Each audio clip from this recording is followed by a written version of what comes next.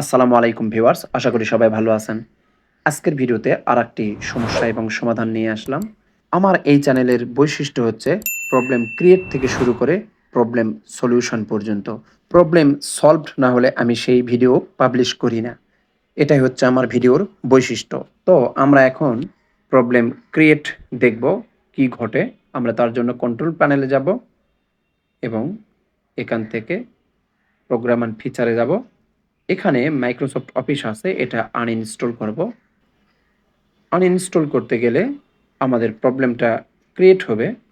চলে এসেছে Microsoft office professional pro 2010 uninstall did not complete successfully. এইটা যদি আসে তাহলে আমরা কিভাবে সমাধান করব এবং কিভাবে আনইনস্টল করব। শুধু এইটা না, যে কোনো সফটওয়্যারই আমরা আনইনস্টল যদি না হয় তাহলে কিভাবে আনইনস্টল করব সেটা দেখব।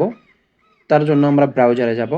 ব্রাউজারে গিয়ে রিভো আনইনস্টলার লিখব। এইটা একটা আনইনস্টলার সফটওয়্যার। এখানে পপ আপটা কেটে দিব। তারপর একটু নিচের দিকে গেলে আমরা ডাউনলোড অপশন পাবো। ডাউনলোড নাও এখানে ক্লিক করব। ক্লিক করার পর উপরে এখানে দেখতে পাচ্ছেন বিভিন্ন ধরনের অফার আছে কেনার জন্য এবং ফ্রি অপশানও আছে। তার জন্য আমরা এই ডাউনলোডে যাব। ডাউনলোডে গেলে একটু নিচের দিকে 3টা অপশান পাবেন, ফ্রি, প্রো এবং ফ্রি।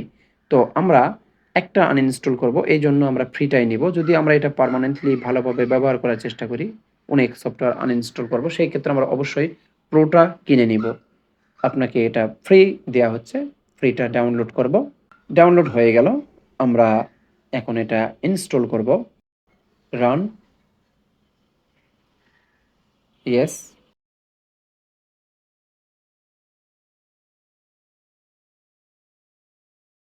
ইনস্টল হয়ে গেল। এখন অটোমেটিক্যালি রান করবে।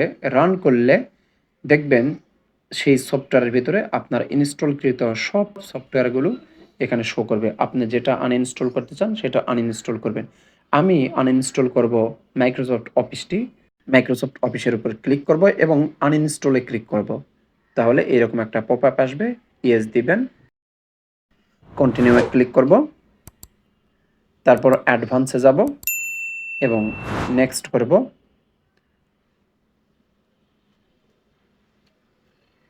মাইক্রোসফট অফিসের যতগুলো কন্টেন্ট আছে সবগুলো এখানে চলে আসবে। যেই যেই জায়গায় ইনস্টল হয় ফাইলগুলো সবগুলো জায়গায় এখানে শো করবে। আমরা সিলেক্ট অলে ক্লিক করব। সিলেক্ট অলে ক্লিক করলে কমপ্লিটলি ডিলিট হয়ে যাবে। তো সিলেক্ট অলে ক্লিক করে আমরা ডিলিট দিলাম। ডিলিট হচ্ছে।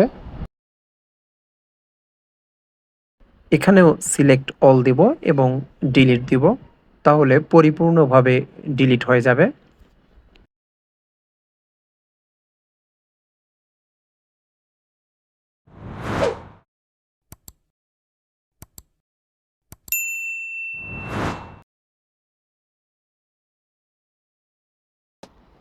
এভাবে আপনারা এই সফটওয়্যারের মাধ্যমে যে কোনো অ্যাপস সফটওয়্যারই ডিলিট করতে পারবেন।